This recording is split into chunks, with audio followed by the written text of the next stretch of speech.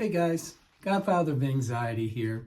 I just wanted to do a short video about negative thought patterns and how important it is to be able to deal with negative thought patterns when you experience anxiety and depression. I'm also going to let you guys various forms of negative thoughts that I've personally battled that have been especially difficult for me to deal with and continue to be something that I need to work through because of how ingrained these negative thought patterns become when you have an anxiety disorder. So, I'll go through some of them. There's quite a few negative thought patterns if you look at different anxiety disorders and different mental health issues that can develop. I'm not going to cover every one, but I am going to cover some of the ones that have been especially difficult for me to deal with. And then at the end of the video, I'm going to give you guys some tips and some pointers as far as how you can deal with them, especially as you start to recover, and then how you deal with them when you want to stay recovered. So the first one I'll mention is all or nothing thinking. And this is something that it creeps in and you don't realize that you're doing it. But I noticed this is especially prevalent with people who have obsessive compulsive disorder, which through my videos, you guys would know that I do battle obsessive compulsive disorder. So what can happen, like for instance, like I have a relative who, if there's one thing that is wrong with something. It could be, an item has a tiny imperfection in it. It's no good. Also, if it comes to work, if they've done something that they feel is a negative thing, whether it's punch in 1 minute late or whatever it might be, then all of a sudden it's difficult for them to continue their employment. For me personally, all or nothing thinking hasn't been the biggest one that I've dealt with, but I definitely do have some issues with it where you feel like something's ruined when in reality, life is messy, right? The reality of life is that things are generally not all positive or all negative. Generally, we're somewhere in between. But because of these negative thought patterns, we can be like, no, that's it, I'm done. And that's not where we want to live. We definitely don't want to live in an all or nothing state of mind because, again, this life is hard. You're going to have ups and downs, and you're going to have a lot of in-betweens. So that's the first one I'll mention. The next one is probably the one that's been the biggest, difficulty for me personally, and that's catastrophizing. So I very frequently, and even to this day, guys, I'm not going to lie to you. A couple of weeks ago, I had my yearly physical, and I am, holding my breath after I have that physical or before I go to that physical and then after waiting for test results because I still have to battle that catastrophizing, that worst case scenario. Oh, they're going to find something on my blood work. She's going to listen. She's going to hear something. She's going to, my doctor's going to find something that's going to mean, I'm cashing out. And it sounds silly when you talk about it like that, but, this is something that really, if you're really deep into battling anxiety disorder, in particular health anxiety, but all of the anxiety disorders, it's really easy to catastrophize. And I don't just do this with my health. I've also told you guys that when I hear sirens or when somebody's late, and they should already be back, at least in my mind, I go right to the worst case scenario. And I have to fight myself to this day not to do that. You know, I think before I was actually clinically diagnosed, I felt like it was a way of preparing myself so that if that was what happened, I'd somehow be able to deal with it better. But that's not what happens. What happens is you can actually get yourself all the way worried into the state of fight or flight, and it can get stuck on. And then pretty soon, everything, you start catastrophizing everything. Catastrophizing is an extremely negative thought pattern, and it has nothing to do with reality. And all you have to do is apply logic to this, just like all of these negative thought patterns. That's one of the big things you're going to have to do to negate them. And just apply logic. You know, if your wife or family's back 5 minutes late, if your child's bus is 5 minutes late, most likely it is, and by most likely I mean 99.9%, there was something that happened. There was a long line. There was, a long stop if it's the bus you're waiting for. It's not likely that there was some catastrophic thing that happened that is, going to lead to severe injury or death. But if you're catastrophizing, like I have spent a lot of my life, especially since my diagnosis, with actually battling panic disorder and anxiety disorder, spent a lot of my life doing this, and it's not good. So just, catastrophizing is a negative thought pattern. It's one of the ones I've dealt with. It's been a real hindrance to me recovering from anxiety back when I was really bad. And I still, to this day, again, I'm always honest with you guys, to this day, I still battle that negative thought pattern. Catastrophizing is a big one. Another one that I battle is personalization. When you think personalization, you might not understand exactly what this is, but it's taking responsibility for something that's not your fault.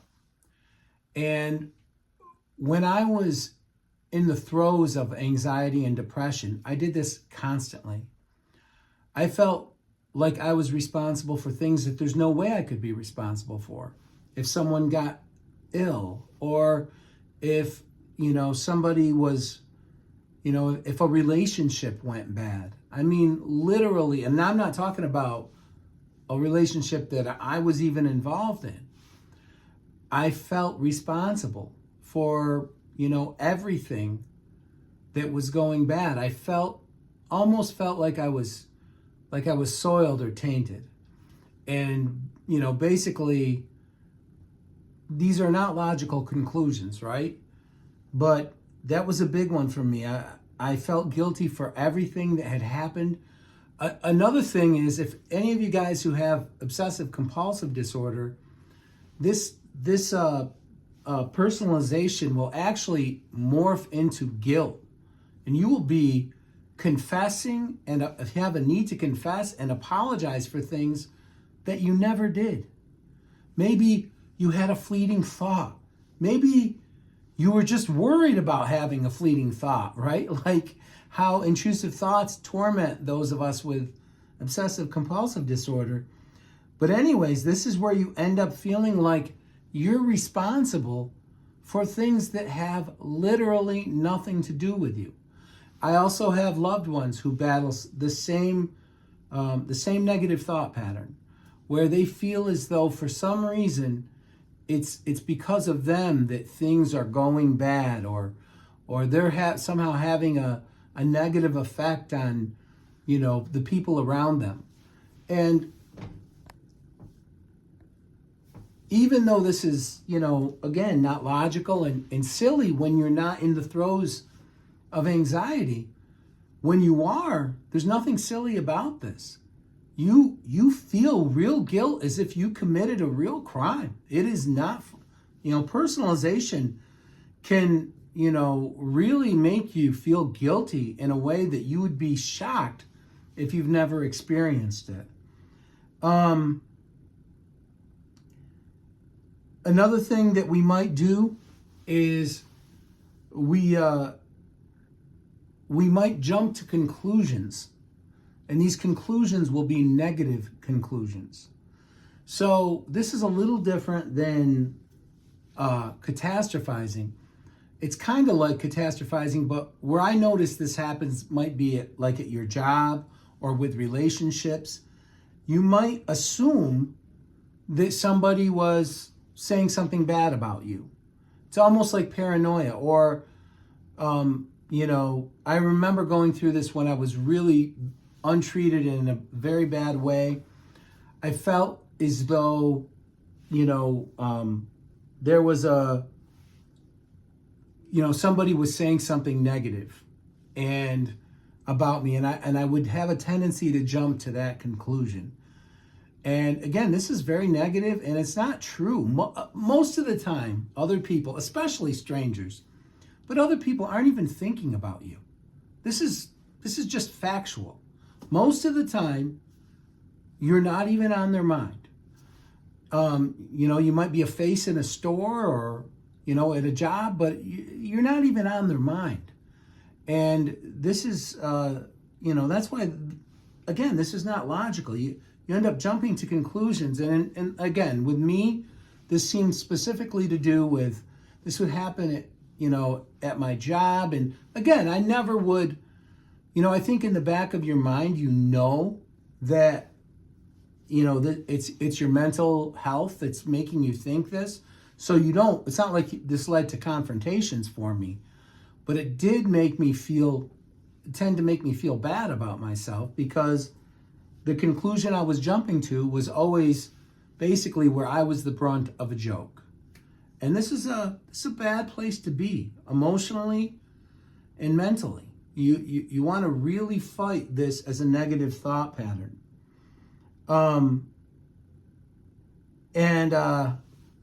Another one, and I had, especially before I battled my mental health, and even the first several years that I had the condition, I had an exceptional memory. I probably still have a good memory, but I would say that it was a real strength of mine for the first, 35 years of my life.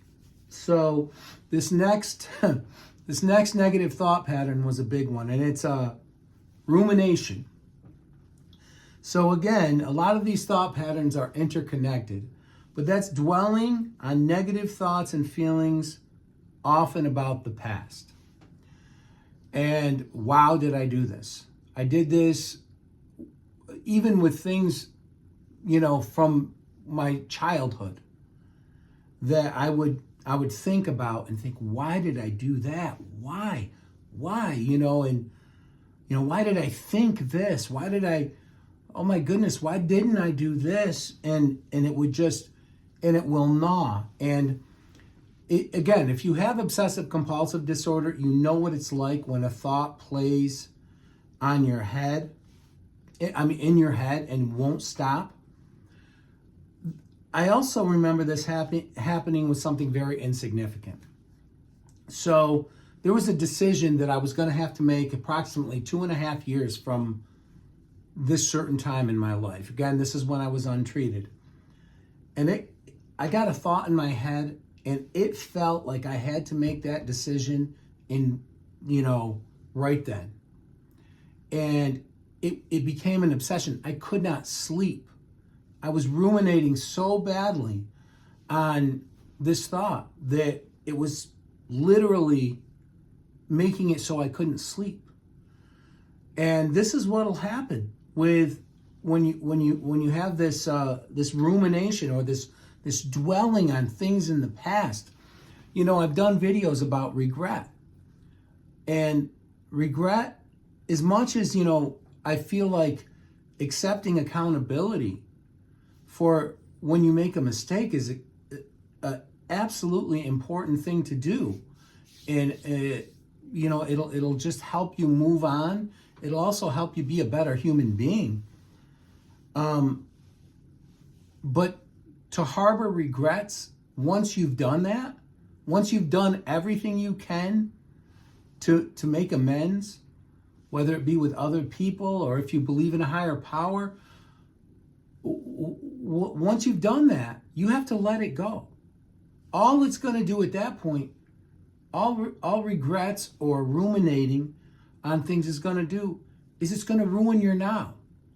And right now is when you have to make things better. Right now is when you have to accomplish things. Right now is when you have to make your relationship stronger, to make your job either more secure or find a job that you like, or education, whatever it is. Right now is what you have. It's the actionable time that you have. And if you're harboring regrets, or if you're ruminating on the past, it will rob you of the now. And you don't want this. And the big thing with the negative thought patterns that I've mentioned are that they're not logical, and they're going to keep you locked in fight or flight. These things, what happens is, we just end up obsessing in these ways. And it turns into, instead of 1 + 1 = 2, it's 1 + 1 = whatever negative thing that we can think of, whether it's from the past, the present, or the future. And these negative thought patterns, that's all I'm going to cover as far as the negative thought patterns right now. But the other thing they do is they can make you feel hopeless. And we know what that leads to, right? You don't ever want to feel hopeless. If you feel like you're responsible for everything bad and only bad things are going to happen, and you're ruminating on bad things that have happened or that you thought happened, all of these things that I've mentioned, it's going to make you feel hopeless and terrible about yourself. And, again, that can lead to making a decision that you can't come back from. And that is what we never want to see happen, right? Never want that to be an outcome. To me, that's an unacceptable outcome. And, it's important for me that you guys listen to this. And if you have any of these negative thought patterns, and there's a good chance if you're watching this channel, you do. If you have any of these, you need to go and see a mental health professional. This is the portion of the video where I'm going to give you some pointers on what to do to combat these. And the first thing you need to do is you need to go see a mental health professional. And this is going to help you right away. It's going to help you get it out there. It's going to help you get your specific issues identified, and it will get you on the path to recovery. And it's the quickest way to get better. And what I don't want you guys to lose is time.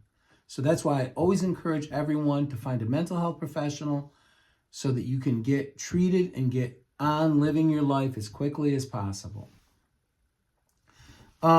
Then there's some other things that you need to do. The next thing I'll mention as far as getting better from these negative thought patterns is you have to identify them.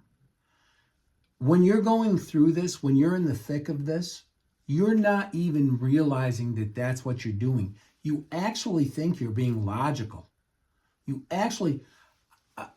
One of the big things that I've done, like say when I had health anxiety, I would ask for reassurance, 100 times.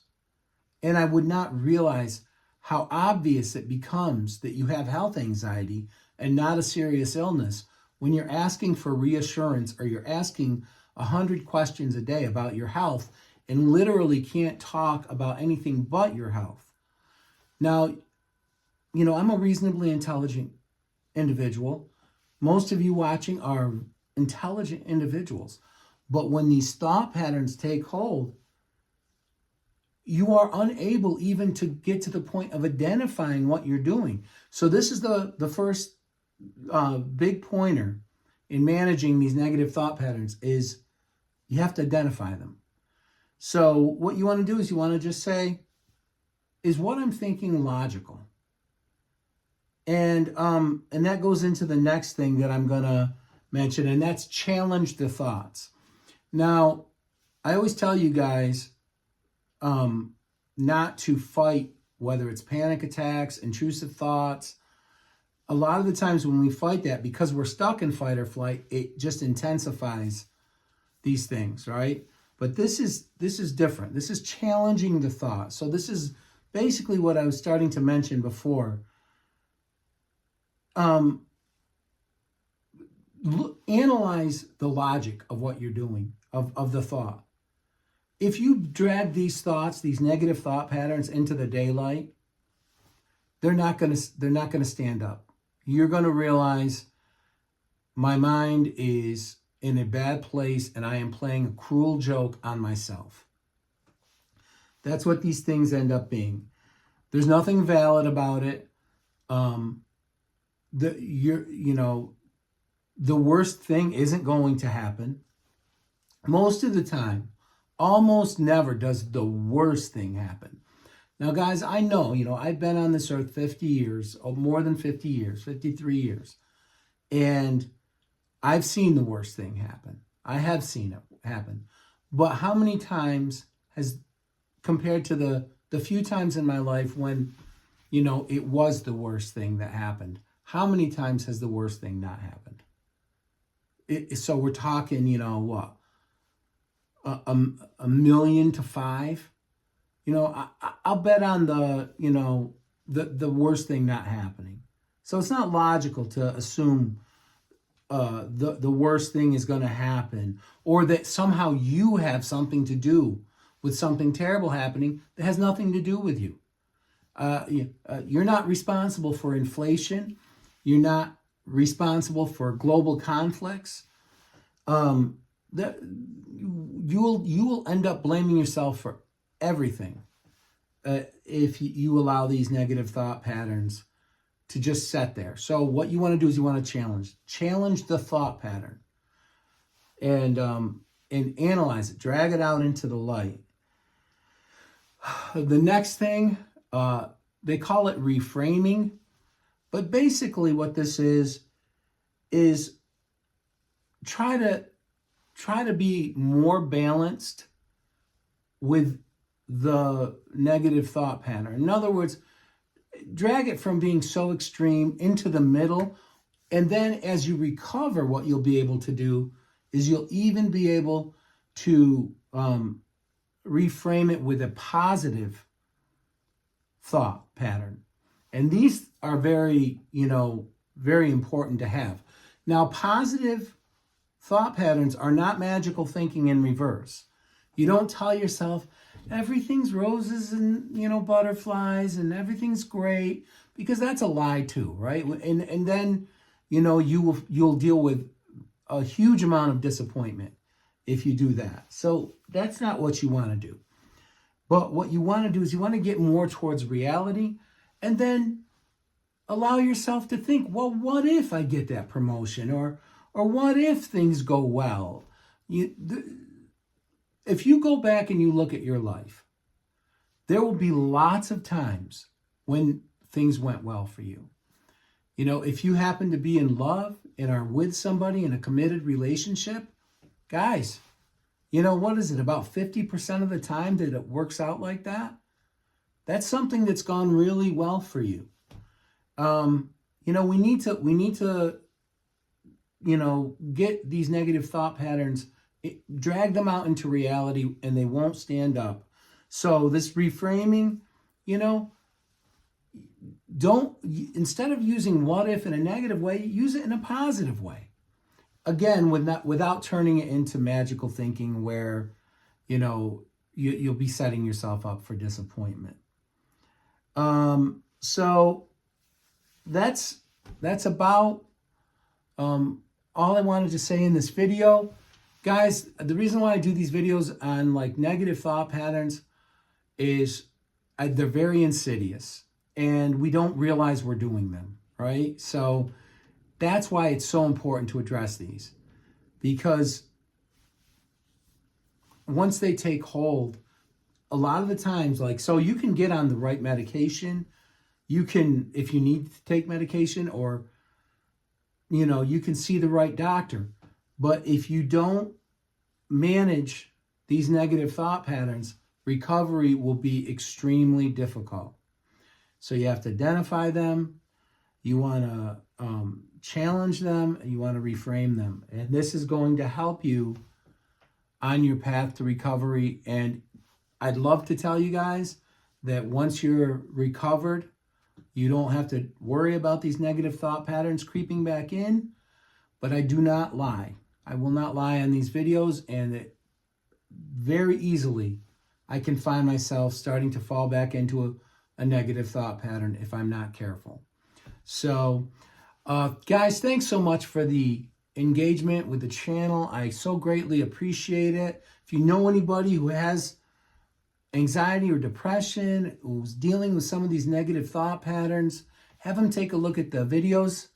I have quite a catalog of videos now, and you'll be able to see somebody who's really dealt with these issues and who's kind of looking at it from the other side, although you always have to manage mental health. Once you've battled anxiety disorder and depression, mental health is always going to be something you're going to have to manage. But yes, let them know, and so that they realize that they're not alone, and to maybe give them the courage to go and get help for whatever mental health condition they're battling. So guys, thanks so much, and until my next video, take care.